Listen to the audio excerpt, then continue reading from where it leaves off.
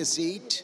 Now I open the workshop on rule of law, constitutional justice, and technology. First of all, I want to welcome very cordially the speakers. They are sitting here, and they are aware that they have only 7 minutes each. So the organization has established this rule, not me personally, but yes, it seems.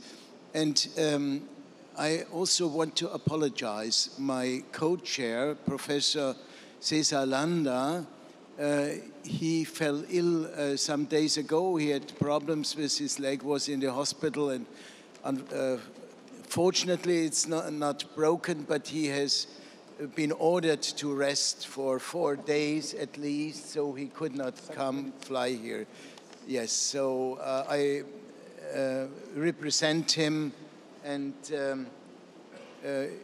well, the subject is of high importance. Of course, we can reflect on certain aspects. We cannot fully comprehend in our speeches all the facets and details of this subject, but the aim of this workshop is to exchange basic ideas, to give impulsation for further reflection and for intercommunication also. And this is very important, to have a transnational dialogue on these matters. So I want to greet very cordially the speakers, President of the Supreme Court of Estonia, Mr. Villu Köwe, then Judge at the Constitutional Court of Albania, Marsida Xhaferllari, then Judge at the Constitutional Court of Kosovo, Selvete Gërxhaliu-Krasniqi, so I would pronounce it like that. Then I cordially welcome also Professor Marieta Safta from Titu Maiorescu University, and at the same time Rector Tudorel, Rector and Professor at Alexandru, Ioan, Cuza University, and former Minister of Justice of Romania. Thank you very much. You have a common speech, and Marieta will pronounce the speech for you both. Then I want to welcome very cordially our old friend and supporter, Luca, Professor Luca Mezzetti from University of Bologna. And I want to welcome, and I go in the order, Assistant Magistrate of the Constitutional Court of Romania, Cristina Tirisca. Yes. And last but not least, this is Dr. Valentina Colcelli from Perugia and Florence in Italy, senior researcher at the National Research Council Institute of Italy. Thank you so much for coming, and as we are limited in time, I give the floor to President Köwe, please. Yeah, thank you, Mr. Arnold. 7 minutes is not much, but I tried to describe maybe 2 kind of cases that we had in our court, as in Estonia, Supreme Court is acting as Constitutional Court too, related to the digitalization of the public administration. And one of the few countries we have in Estonia electronic elections. And we had some, no, not many, but some constitutional cases about the elections. And I want to describe it somehow. We have these electronic elections already for years, together with the elections on the paper. And in the parliamentary elections in March this year, for the first time, a majority of Estonian voters participated electronically. However, this does not mean that the reliability of the electronic voting system is not called into question. The leader of Estonia's largest opposition party, which lost the last elections, has publicly stated that he does not recognize the results of the electronic voting as they are manipulated and not controlled. Complaints have been lodged by various people against both the electoral rules and the technical voting system and have also reached the Estonian Supreme Court. Supreme Court has dismissed the appeals in principle, but at the same time, it has also drawn attention to the need to change the regulations in order to exercise the right to vote.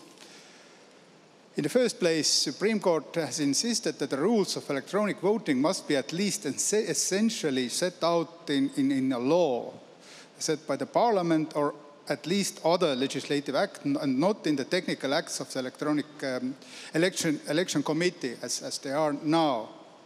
The reliability of the technical voting procedure must also be subject to judicial review in order to remove any public suspicion of insecurity.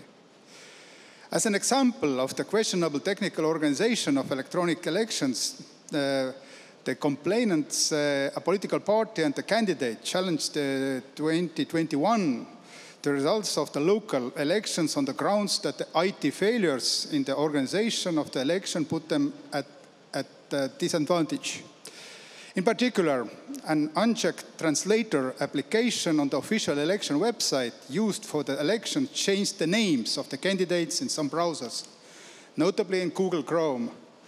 More specifically, because the election website had not included a code snippet that would have prevented the translation, the automatic translation service automatically translated the list of candidates' names into their Estonian equivalents in the browsers where the service was enabled.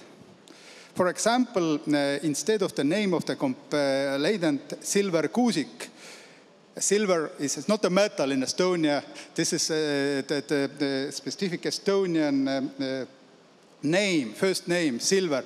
But it was translated to Estonian silver, Estonian hõbe, is silver in Estonian as metal. That the name was Hõbe Kuusik, not the Silver Kuusik anymore at the list. And the complainant was not recognizable on this page and claimed that he might have lost his mandate as a result of this failure. And the party says that estimated 8% of the names or surnames of the candidates were basically can be modified, could be modified. And there was the basic question where the state has made certain public services, in this case, the presentation of candidates in the pre-election period, available only through the web. Our missions due to a lack of information competence imputable to a person who lacks such competence. In this case, persons who had switched on the automatic translation function and did not understand it, or does the state have the heightened duty of care when using innovative technologies? Supreme Court held that the state has the heightened duty of care to ensure that the list is displayed correctly in a situation where the public is informed of the persons standing as candidates for elections via a website. The state has breached that duty. However, in the court's view, the failure to prevent the publication of the incorrect list of candidates was not such an infringement as to render the whole organization of the electronic voting procedure unlawful and the results of the voting procedure invalid. The second case comes from some 10 years ago, and our legislator wanted to motivate the people, give the application to the court through the special portal, internet portal, and not by just mail. And that it was motivated by the lower court fee. That means that if you present your application to the court to this portal, you can pay less for the state, as in usual way. But the Supreme Court declared it unconstitutional, and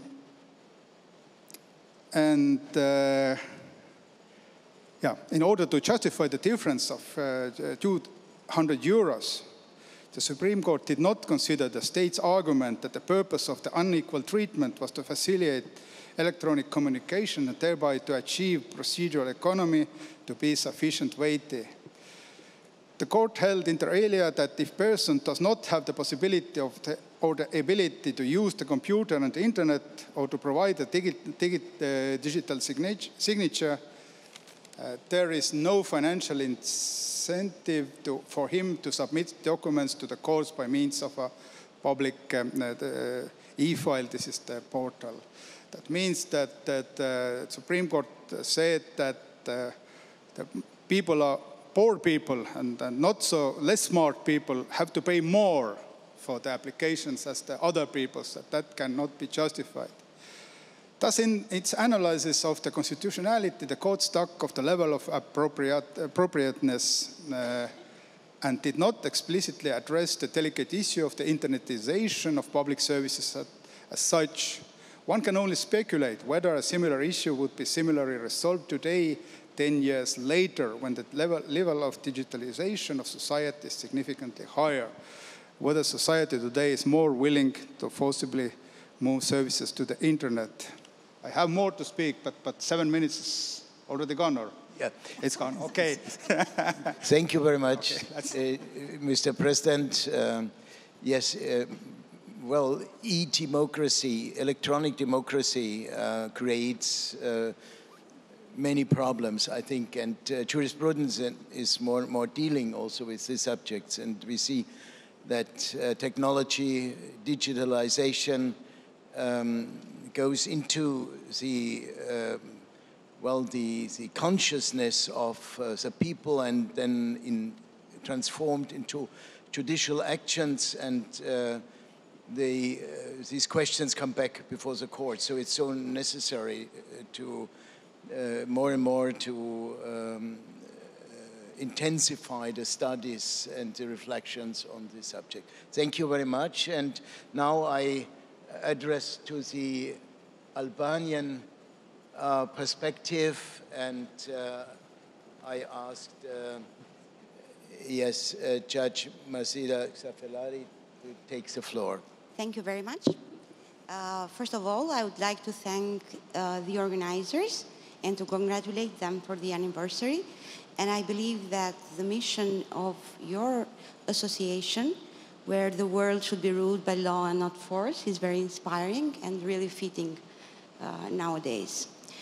I chose to discuss about constitutional justice and technology, taking into consideration the tremendous role that technology has in the life of our society nowadays. The world feels to be smaller. The physical distance has lost its classical sense. The life rhythm is faster. The way people live, work, and communicate has changed dramatically. Public and justice administration are no exceptions. They are modernized and asked to operate differently. Their services are more efficient and accessible, while courts and state institutions are supposed to be more transparent and accountable. Regarding Albania, during the last 18 years, the use of information technology for the benefit of public service administration innovation has gained particular importance, supported by a framework of policies, plans, regulations, and new institutions.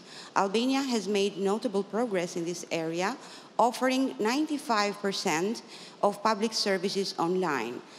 Initially, the approach was called Fight Against Corruption, and was dedicated mainly to remove the administrative barriers for businesses that were considered a cause for corruption, providing public services through internet access and increasing transparency.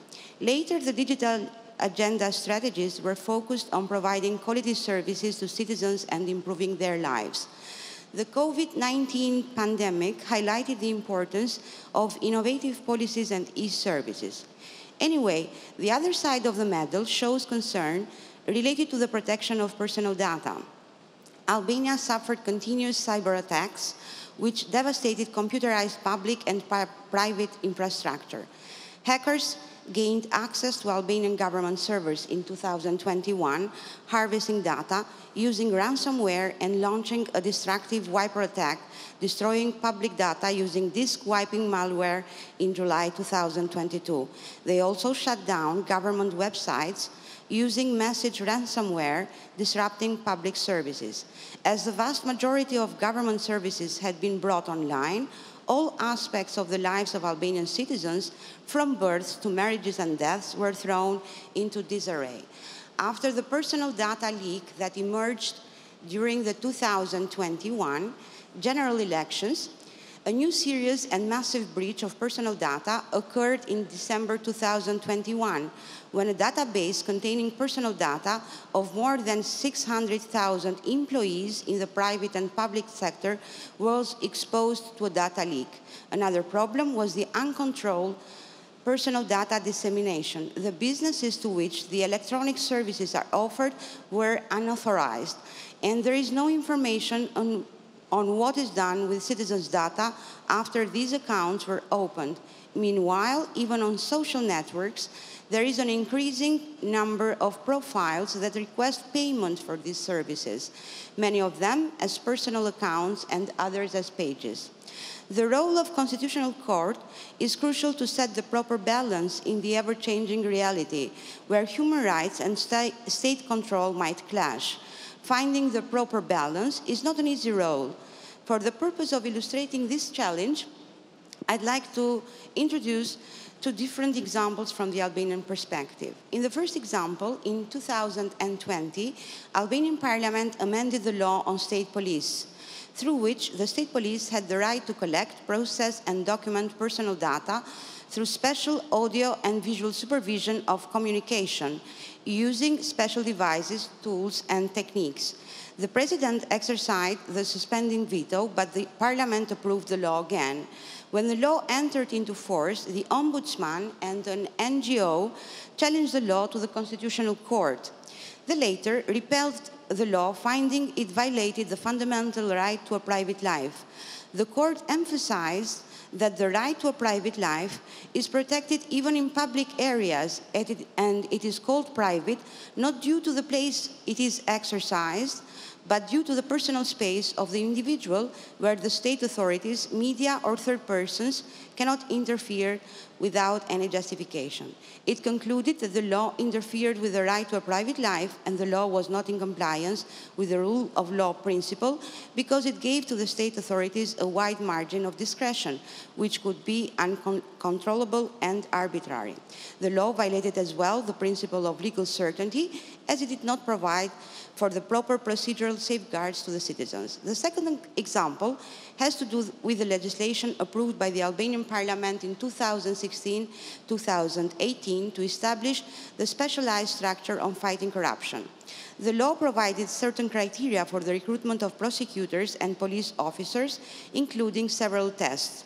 The tests were to be conducted with the assistance of special technological devices. The law was challenged to the Constitutional Court, which repelled the phrase "with the assistance of special technological devices," holding that it was unclear and therefore its implementation could be unpredictable and arbitrary. Unfortunately, the court was not focused on the fact that the kind of tests to be conducted were unclear, but rather on the technological devices, which, in my opinion, shows the lack of adequate information. On a critical note, it should be emphasized that prohibiting the use of technological devices does not respond to the current social situation. So the duty of the courts should be developing the proper standards on how to make the best use of technology. Again, I would like to reiterate that it is not an easy task to find the proper balance in cases where technology is involved.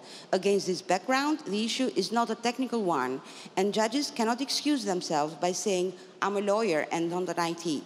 Constitutional judges, being of a certain age, need to be up to the challenge. The very technical concepts and elements of IT need to be fully grasped and mastered. After all, it's an issue of development of society, and judges as well should be in line and take part in this development. Thank you very much for the attention.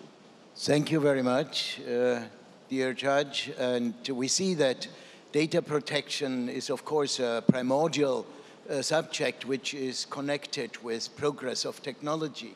And yes, and I think you are right that the judges, and especially constitutional judges, have to be also experts in technology more and more. So we need to intensify our congresses. Thank you so much. Now I want to address to Kosovo and to see the perspective of Kosovo. Dear Judge Selvete, Gërxhaliu-Krasniqi, please take the floor. Yes. Thank you, Professor Arnold. Thank you for co-organizing the World Law Congress, and for us jurists, it's a special honor to be here as well. Thank you for pronouncing my surname, because many failed to do that. It was very correct. My topic will, in the context of topic and our panel discussion, is the technology in constitutional justice. My topic will be mainly focused on the administration and access to justice through technology, the experience of Constitutional Court of Kosovo. The use of technology is it's not a new issue now. It can facilitate the whole work of the court. It can increase the efficiency of the judicial process, and somehow it is an integral part of the court case management. So there is no doubt that there is a strong technological infrastructure needed, and as well it has to be developed. So we have to keep in track with all developments, as my colleague Marsida already pointed out.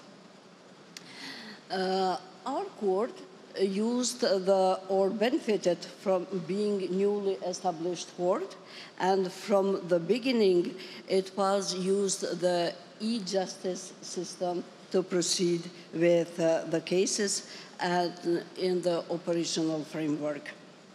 So mainly the use of technology in the work of the court has two dimensions, two categories. It's internal use of technology, as well external use of technology by applicants. In terms of internal use of technology for the court, it's very important in terms of case management, data processing, the real time of access for all judges and for all our legal advisors in the same documents, because we receive in the same time information through technology. As well, it's a very transparent way of conducting the work, because through the digital system we see the appointment of the reporting judges, of the panels. So it is one of the conditions of the court established by law, the transparent way of appointing panels and judges who are working on cases. As well, internally, the whole process till the finally is published decision or judgment goes through this data management system. While this internally, the technology is becoming very important, the court adopted the special regulation on internal use of technology while we are processing our court cases. Externally, the use of technology has a lot of benefits, especially for access to the court. Our court have electronic forms, all legal basis, all court practice. In a way, it's a platform of sharing knowledge for all general public and institutions who wants to fill the claim and to become in front of the court. So it is very important two aspects in this regard. In my view, the investment in technology in the court means efficiency, transparency, and more quality of the work. However, we cannot, it was a groundbreaking moment and a real value of technology and added value we saw when the COVID pandemic happened before some years. In this case, the court moved completely to work from the distance. The teleworking methodology was fully applied in adjudicating the cases. That's why I said that internally, having access to the whole this system built, it is very important. And I forgot to thank the USAID in the beginning, invested a lot in our court to have this system in place. While we moved through teleworking, we had very important cases to adjudicate. 2 cases on COVID-1 and COVID-2. COVID-1, it was a decree of the government through which it was limited the freedom of movement and freedom of association. The court found it violation on this decree because it was not foreseen by the law. The second, COVID-2, as well, court found violation because the quarantine, how it was decided by decision of the Ministry of Health, it was not foreseen by law. As a result or as a consequence of the work of the court, the Kosovo Parliament adopted a law which simply framed and established the legal basis to protect people and as well to protect their human rights while implementing anti-COVID measures. Another groundbreaking case, it was for us and especially challenging, it was the decision of the Assembly on non-confidence motion against the government in the middle of the COVID pandemic. And it would be difficult without use of technology to proceed and to work on such big and huge cases. In this case, all the preparatory work was done through the use of technology. And the deliberation, since it was highly sensitive case, we went in person, but very only judges and translators, because we are bilingual court and we use two languages. Apart from institutional requests, the access to the court for individuals is very important. And although, and I'm saying especially during the pandemic as well, during 2020, in the first year, we had 69 deliberations held over Zoom. In 2021, we had 121 deliberations held over the Zoom. And next year, then, we had only 44 because we already somehow feel more released from COVID. Why is it important to invest in technology? Of course, I'm not talking about because there are different medals, different points which we can consider, but in terms of protection of human rights, we had the consideration about protection of personal data. We had the consideration about all necessary measures, the leak over the Zoom. It never happened any leak from the court, which was very important. So in a way, technology is a tool which can be trusted to a certain extent. Using this experience, the court continues to develop and to invest more in technology, and we even upgraded now the system, and somehow we are trying to have the same steps and the processes which are implemented in the Strasbourg court internally in administration of cases and in adjudicating them.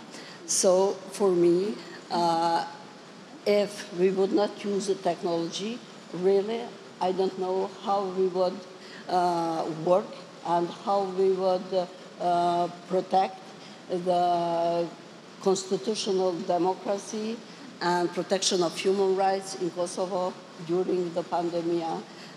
But I am thankful to the technology, and I hope we will have a progress for all courts. Thank you very much, Professor Arnold. Thank you very much. So we see that the Constitutional Court of Kosovo has made more progress, I think, than our German Federal Constitutional Court in installing digitalization in the internal system, preparing judgments and so on. So we have good examples now. So I want to continue in the, I would say, in the jurisprudential line, so to say. Now going to the Romanian Constitutional Court, and before I go to the academia part, so I think that Cristina Titiresca should thank you. Yes, speak, take your floor, yes, and then I go to academia, reminding the 7 minutes rule, of course. Yeah. Thank you. Good. Thank you. Professor Rainer Arnold, esteemed speakers, ladies and gentlemen, thank you for presenting me with the privilege to attend in this edition of the World Law Congress, an exceptional scientific event that brings together the great family of legal professions all over the world to debate the current issues of law. First and foremost, allow me to convey the greetings of the President of the Constitutional Court of Romania, who, in his own words, has the certainty that, just like previous editions, the conclusions of the event will be valuable benchmarks in the field. Now, as for the topic I would like to address today, it regards artificial intelligence. Is it a threat to the rule of law? And what is the role of constitutional courts in shaping emerging technologies? Of course, such an issue cannot be exhausted in the limited time available to us. And as such, with your permission, I will only present you with some essentials.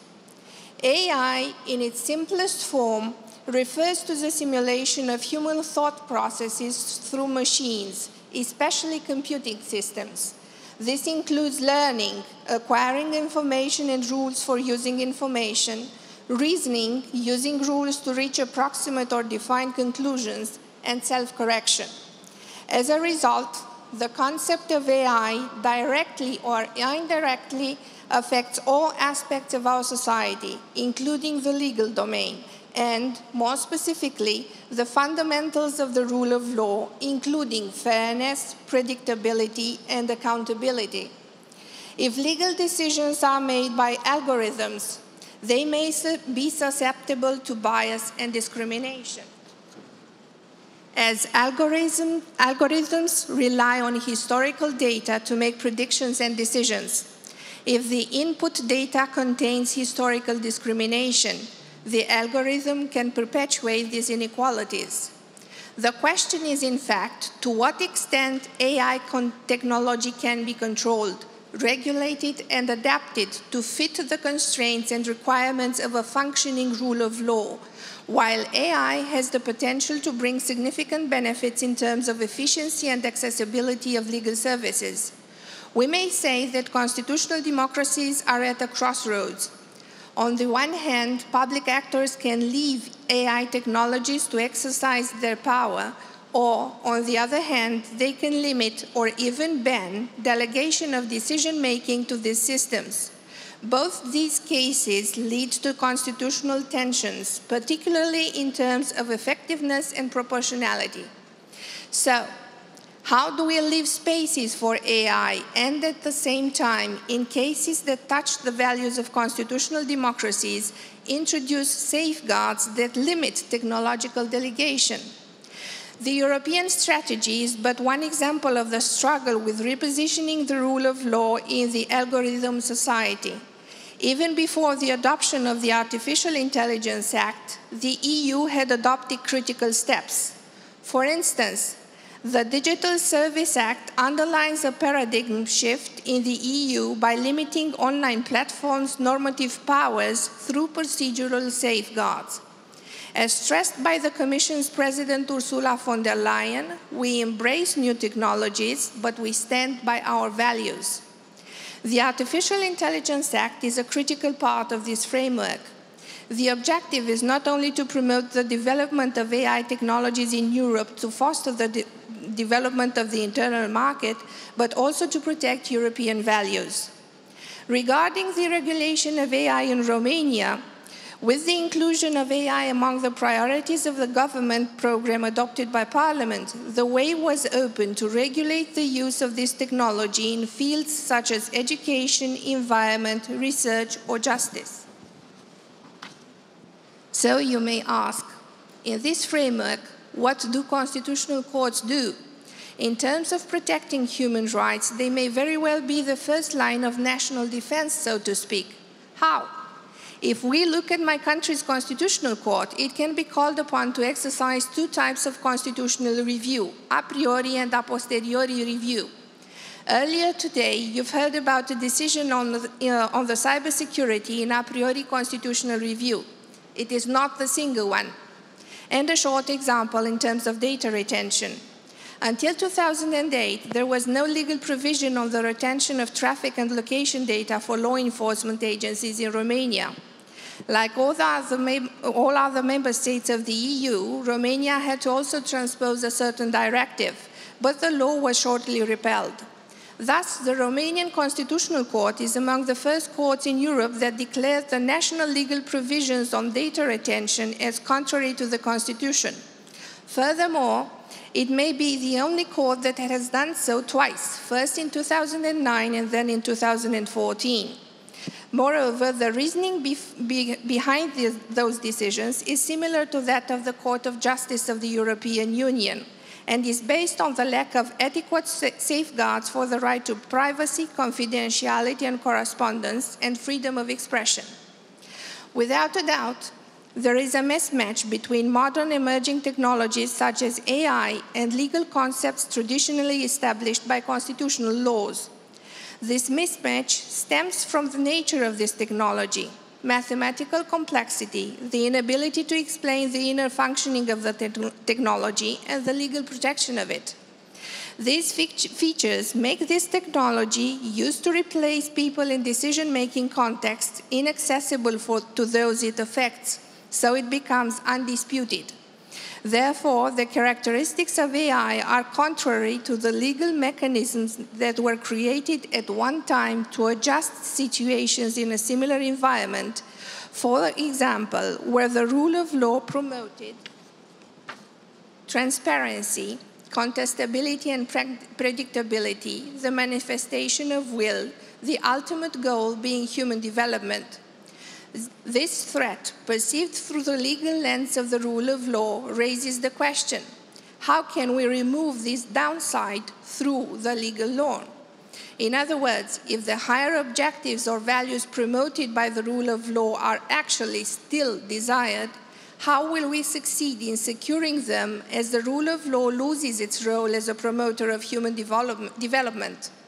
Moreover, while other legal frameworks are starting to address the risks associated with AI, if the rule of law used over the years as a model for building a better society has a role in identifying and promoting the conditions needed to cultivate and perpetuate human development, how will it continue to do so in the face of challenges posed by modern technologies such as AI?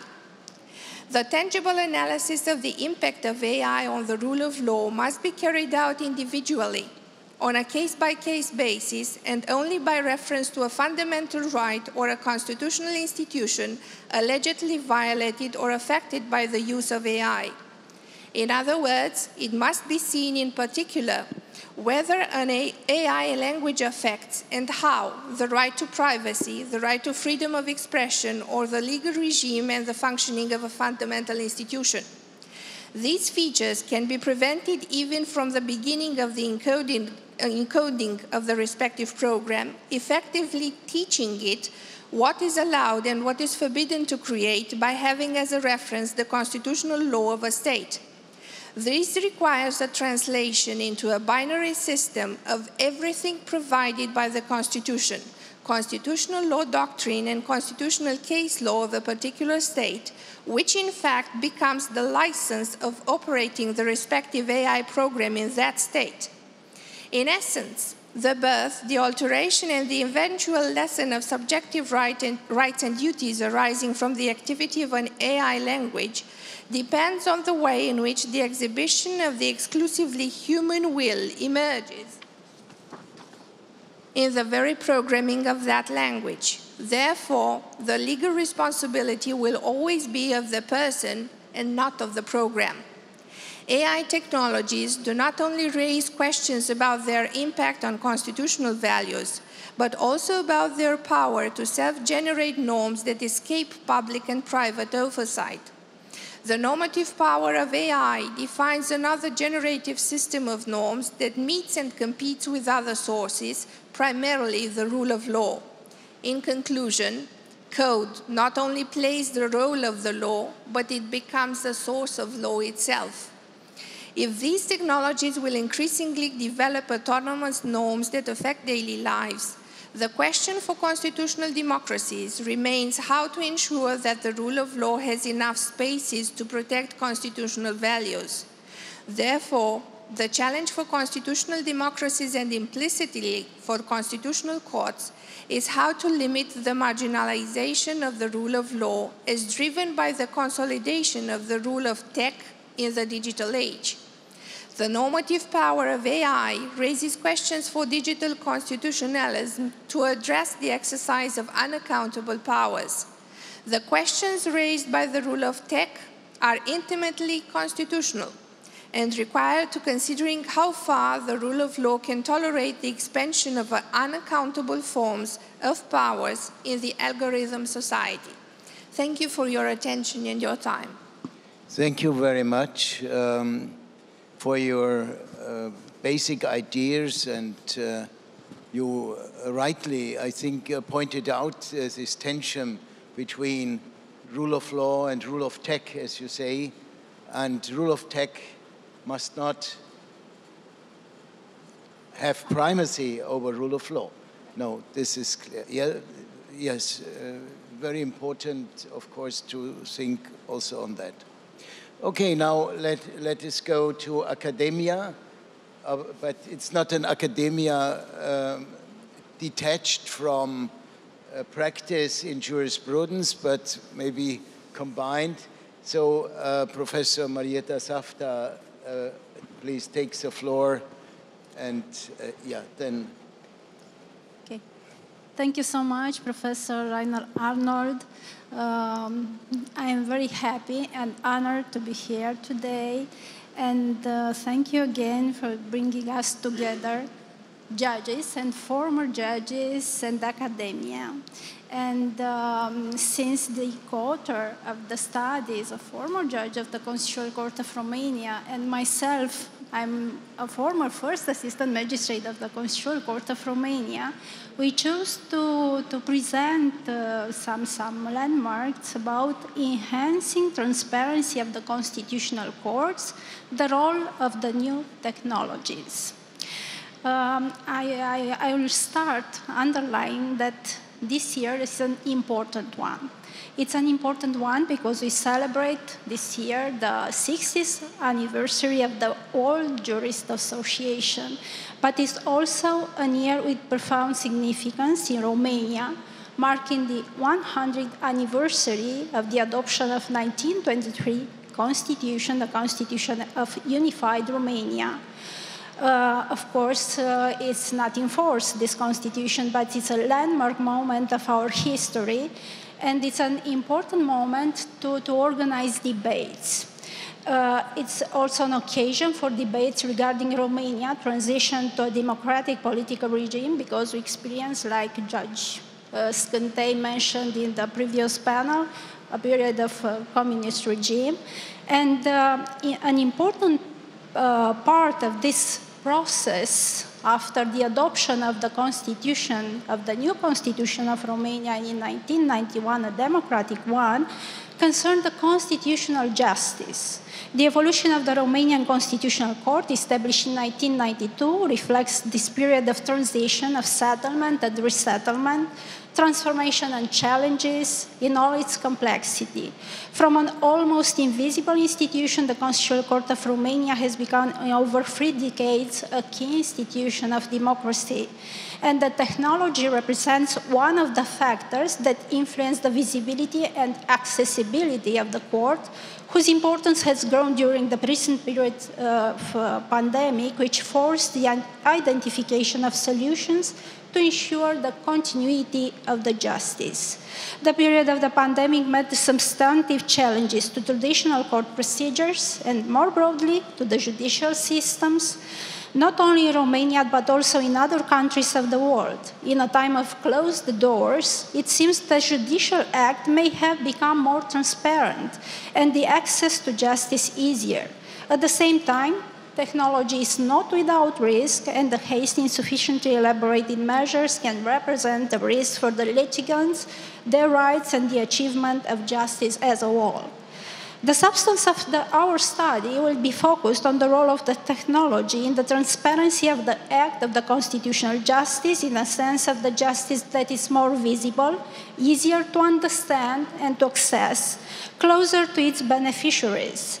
The study approaches technology as a stairway to the ivory tower of the special courts, where, as a rule, the citizen does not have direct access, but mediated by other institutions. Moreover, an open window to those judges whose decisions impose generally binding regulations appear more than necessary. Such a window enables the understanding, acceptance, and support of the decisions of the Constitutional Court, often criticized in the political area. The Constitutional Court of Romania was established in 1992, and its organization and operation law also dates from that time. Over time, amendments and supplements were made to the law, but since 2004, there have not been significant procedural amendments regarding the procedure before the Constitutional Court, and even less regulatory elements aimed at the transparency of the activity and enhancement of the new technologies. So, encountering problems concerning the jurisdictional procedure, the plenum of the Constitutional Court adopted over time rulings that further streamlined the activity or adapted it to the new developments. And in this framework, the measures to make the activity of the Constitutional Court transparent through the use of the new technologies represent the effort of the judges and the staff of the Constitutional Court in the last decade. Important steps being taken by improving the website, equipping the court with computers and appropriate data storage and security programs, implementing the electronic case file, better communication, especially through the use of new social media instruments or pages such as Facebook. The Constitutional Court also went through a cyber attack, which also forced it to identify solutions, also administratively, for better data security. I am aware that we don't have time to develop all the points of my presentation, but I will mention that we appreciate that our study is an invitation to a public debate concerning the use of the technology to have a constitutional justice more visible, as you mentioned as well in your presentation, Judge.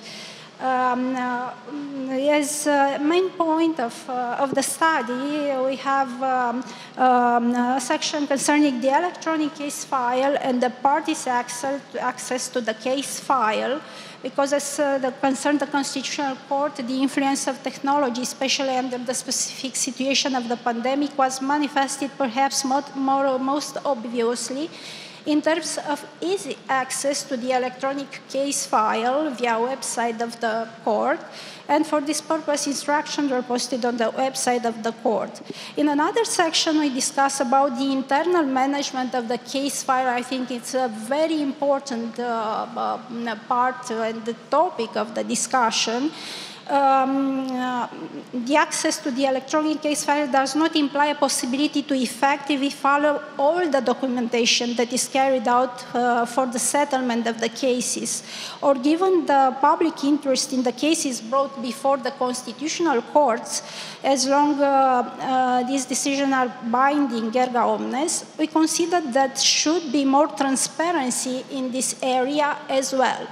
In this light, we consider useful the practice of the Constitutional Council of France to publish on its website not only the pronounced decisions, but also a dossier documentaire with the reference used in the drafting of the decision. In this way, the research carried out in each case will be highlighted, and this, let's say, invisible work behind the many decisions of the court, aiming at increasing confidence in the act of constitutional justice. It is also a way of working that will serve the desired transparency that must also define the constitutional justice. We discuss about trial terms and notification of the parties, because it's important to use technology in this regard. The participation in the hearing sessions, a live broadcast of a part of hearing sessions, the situation of the Constitutional Court of Romania, and the audio-video recordings. And we think that a good example in this regard, an example of good practice and use of technology is provided by the European Court of Human Rights, which transmits and stores on its website the recording of the hearing sessions.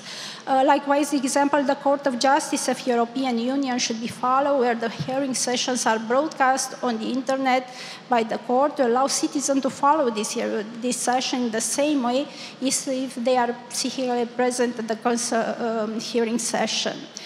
Other constitutional courts also transmit and store this session. For example, the Constitutional Court of Moldova, and I was happy to meet again here judges from the Constitutional Court. It's a good example in this regard, I think.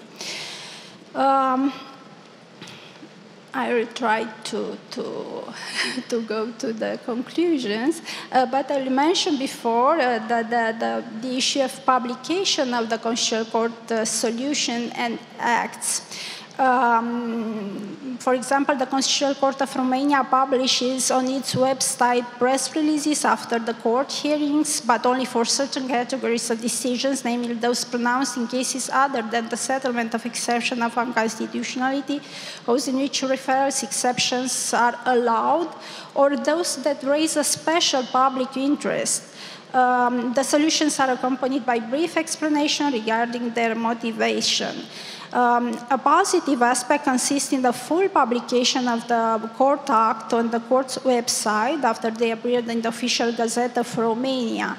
Likewise, there is a form that allows a refinement of this research according to a series of criteria, which is also praiseworthy.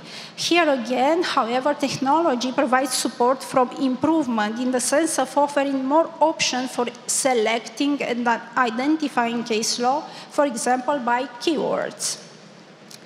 And the last point before the conclusion concerns transparency of the Constitutional Court's activity as a whole.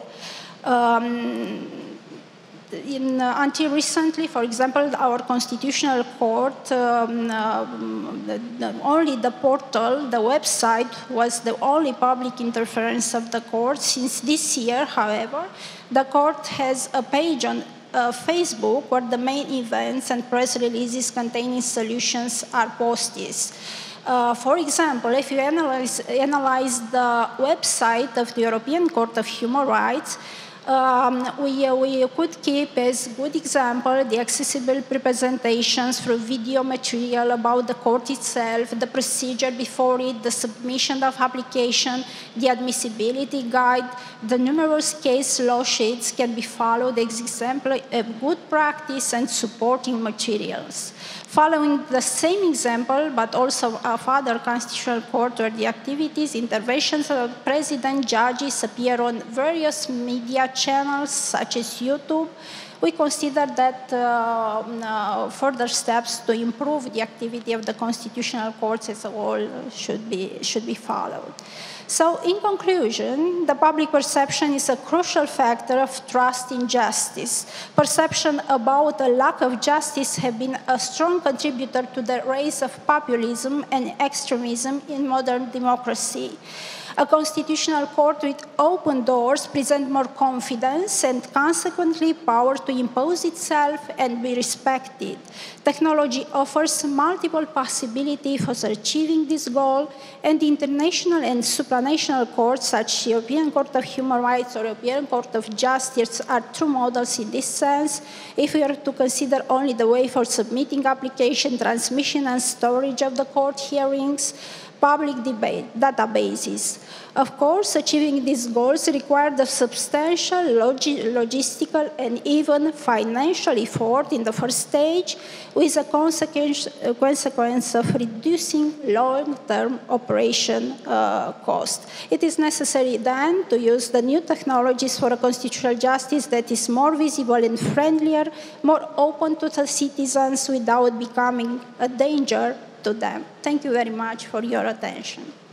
Thank you very much for this interesting, detailed analysis. And we see that technology is not only a danger and a challenge for rule of law, but it supports rule of law also for better information, for faster information, in many respects, of course, for also making the procedures faster. And so we see if it's a good use and not an abuse of technology, so this helps to support rule of law. Thank you so much. And now I go to the academia on, but I would say if Valentina is d'accord, first Luca for gender equality, because yes. not, yes, okay, yes, so dear Luca, but you know, we are approaching the end, and the speakers at the end are always last but not least. Luca, so I'm joking, please. Thank you. Thank you, Professor Arnold. It is always a privilege and an honor to be included in a panel organized by you. And I would stress that Professor Arnold, since many, many years, is a great and incomparable organizer of panels, seminars, and congresses all over the world. So thank you very much for including me in your panel. My contribution will be, my short contribution will be on the recent jurisprudence of Italian administrative judges, so the Council of State, and also administrative judges at the regional level, and also taking into account my experience at the Italian National Anti-Corruption Agency in recent year, with reference to the use of artificial intelligence in administrative law, and considering the limits that should regulate or constitute a framework for IA. During my experience in recent years, I took the opportunity to understand that in public administration there are fundamentally two main types of algorithms. The first one is the so-called traditional one. And the public administrations use artificial intelligence, for instance, to conclude a public concourse for posts in public administration. It is quite easy and not dangerous because you give to the machine some data and the machine calculates the notes or the votes and produces the result of the competition. No problem. I want to say that in these cases, the man can dominate the machine. In other cases, we had, for instance, to adjudicate some public contracts according to a much more extended data. The competition was among enterprises that wanted to be assigned a public contracts with high amount of money. And sometimes the final result, you have to take into account that the data that a machine can elaborate are billions and billions in only a few seconds. The man should remain, for instance, inside the library for months for consulting 1/10 of those data. Okay, the final result was correct under law, but not acceptable under justice, under the point of view of justice. And this is the problem. I think that we had some pronounced some sentences, particularly by the Italian Council of State, that stressed three main points or three main elements or factors that the use of artificial intelligence should respect as its application of the public administration is concerned. First, the possibility to know exactly or as exactly as possible the functioning and the contents of the algorithm. So, in practice, what we put into the machine, what we are, which is the software of the machine produced by man and put into the machine. Second, the principle of non-exclusivity. So if the machine, remember Antigone,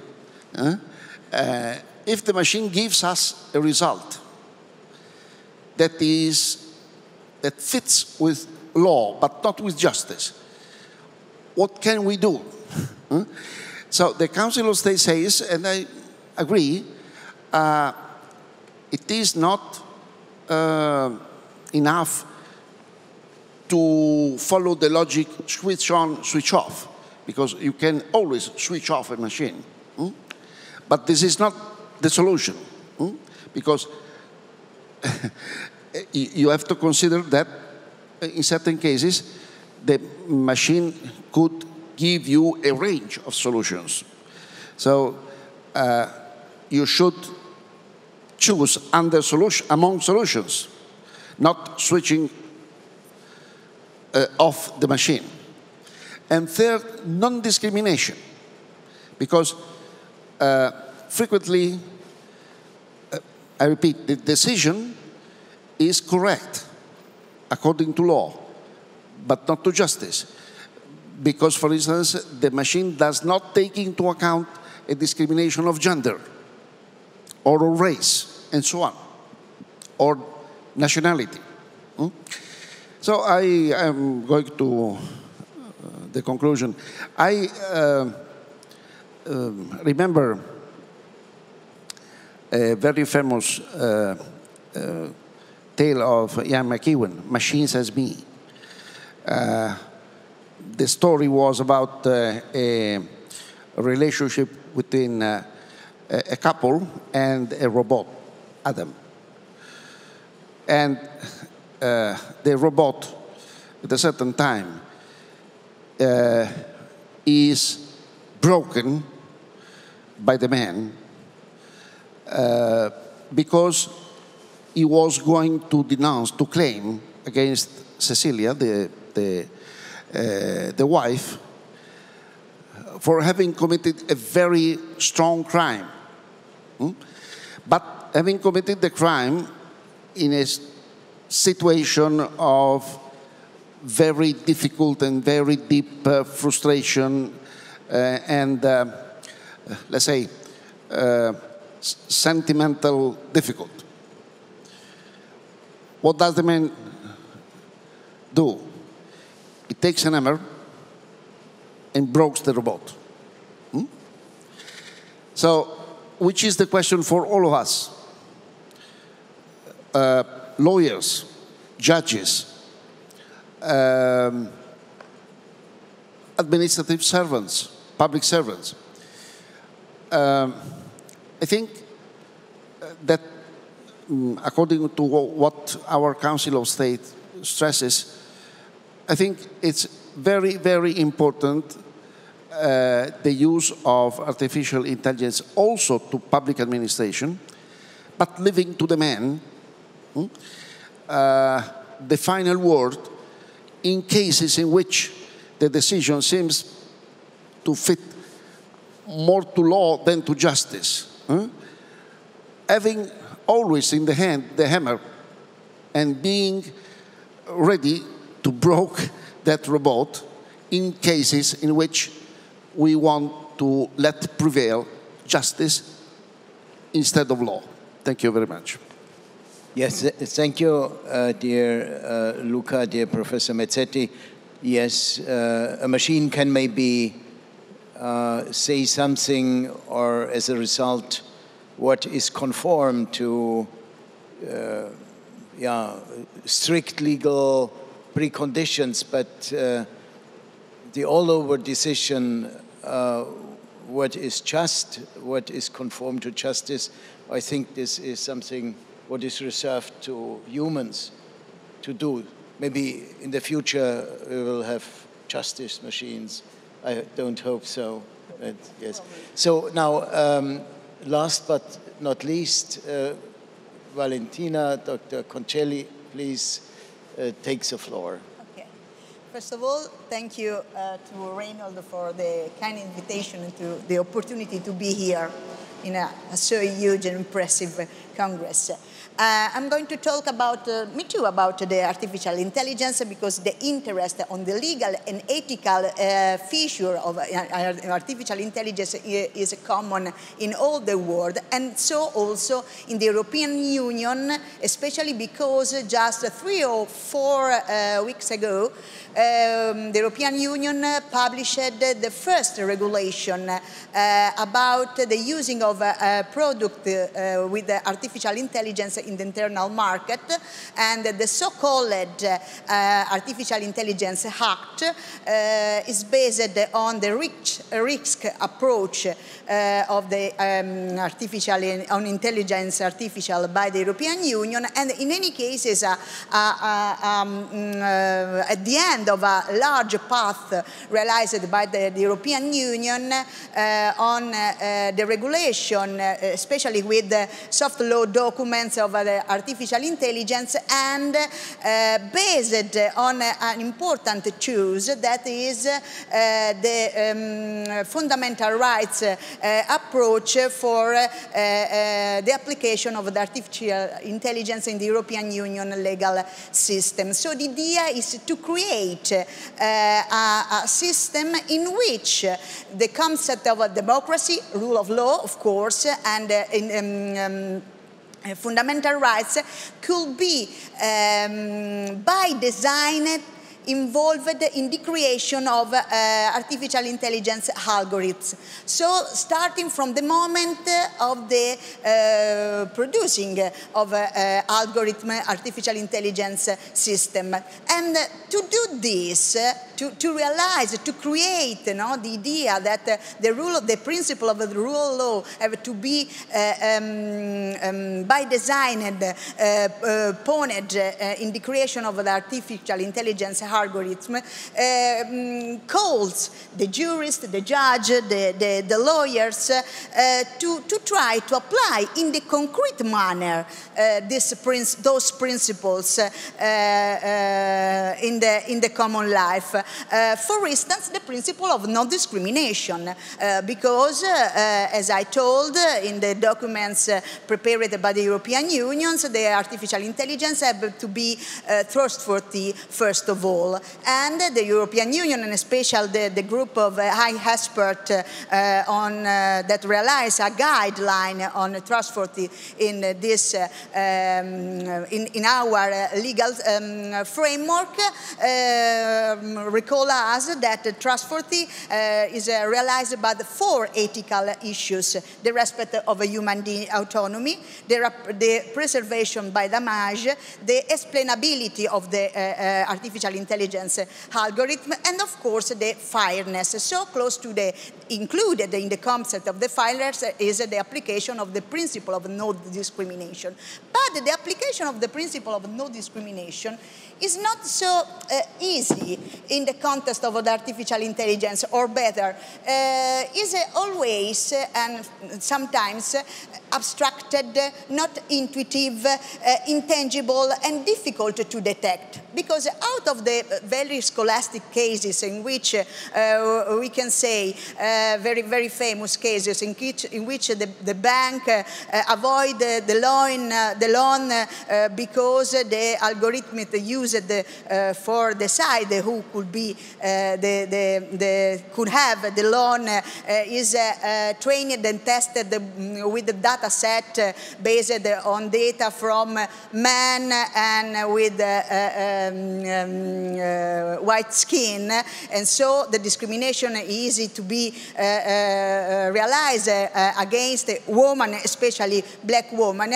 It's not so intuitive in the concrete cases, especially in the medical field, in which it's possible to realize the discrimination, the violation of the principle of the non-discrimination. I'm going to talk about very quickly the case of the using of artificial intelligence in the diagnostic imaging, because the artificial intelligence is used to, of course, to detect illness, especially cancer, and to develop new biomarkers for detecting cancer.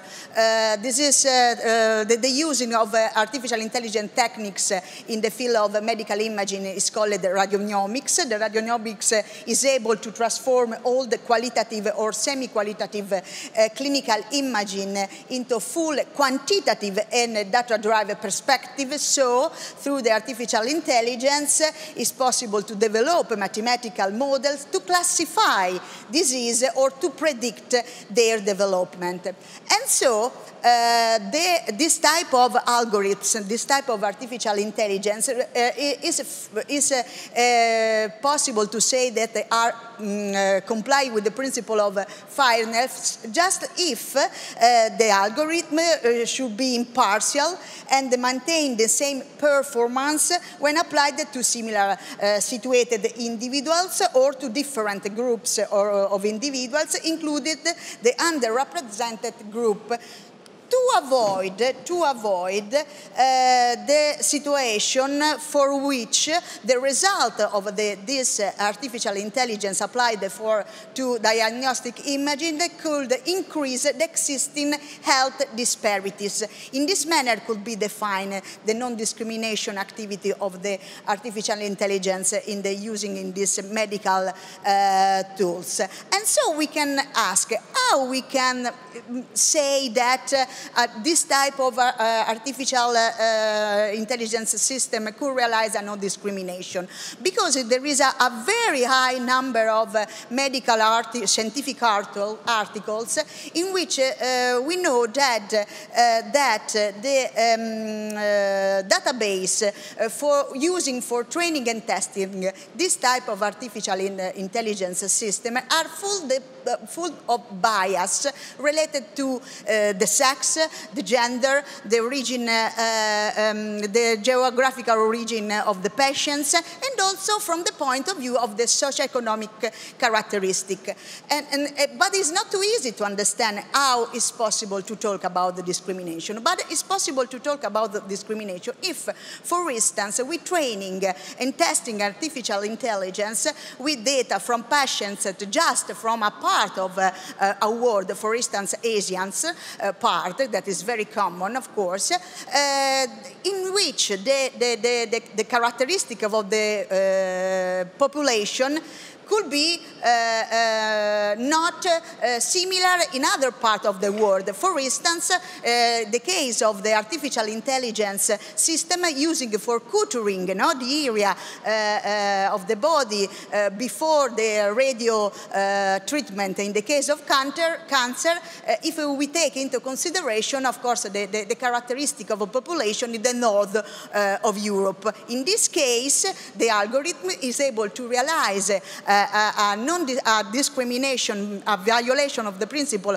of the discrimination based on the geographic origin, in this case, of the patients used to realize the database. As well as it's possible to talk, for instance, a socioeconomic discrimination. In this case, I was very surprised when I read the first time the papers, the medical papers related to this type of discrimination. If we take into consideration that some diseases have a particular increase in some kind of part of the population, the poor people or the homeless, or so situation in which it's possible that a particular disease can develop in particular manner or in particular condition. And a lot of the database they used for training and testing artificial intelligence are not complete from the point of the data of this part of the population. Not for particular reason, just because the scientific paper in medicine said because this type of person sometimes failed to go to the control, to go to the medical appointment, so we have not enough data from this person to populate the database used for artificial intelligence, to develop the artificial intelligence take into consideration. So in this case, it's possible to talk about a discrimination based on socioeconomic characteristics. But as I told, it's not too easy understand and to intuit when we talk about non-discrimination for artificial intelligence, if compared with the manner in which the jurists are used to treat this topic, for instance, taking into consideration the direct or indirect discrimination in the case of prima facie judgment in front of the European Union Court of Justice. So, I'm going to conclude in 2 lines. So, what we have to do to face this new problem? First of all, of course, we have to avoid any situation where system developers and controllers alone set regulatory thresholds for discrimination at local and subjective level without an external regulatory or judicial input. But on the other side, as I told before me, the member of the Court of Justice in Albania, also the jurist, the lawyers, the judge, have we have to create a new jurist through an interdisciplinary collaboration with scientists and, of course, developer of artificial intelligence system to face this new problem that we are not used to face in our traditional studies. So, thank you, Rainer. Yeah, thank you very much. We see that technology is also, helping to develop rule of law. Or so, well, if we see that making progress in medicine in particular, so technology is indispensable and highly valuable. And if we look at the Constitution, always contains principles or regulations expressly or implicitly to protect the values, also health, to protect health of the individual. This was a question which came up with great clarity during the pandemic. And technology can help us to fulfill this duty, constitutional duty of the state, of the public power, to protect the individual, the health of the individual. And research is also something what is indispensable for a society, and Constitution protects research on the one hand, but must also promote it and promote research on technology developments, and must allow the use of technology instruments to promote research. And so we see as a result that technology is, on the one hand, of course, a risk, maybe a danger, if it's abused, if its data protection must be brought into conciliation in harmony with technology development. But on the other hand, it has more chances, maybe, that technology development for promoting rule of law in a certain open, future-oriented way. So I thank you very much, the speakers in particular, but also the audience, as it is a common characteristic of international congresses. Time for discussion is not so available.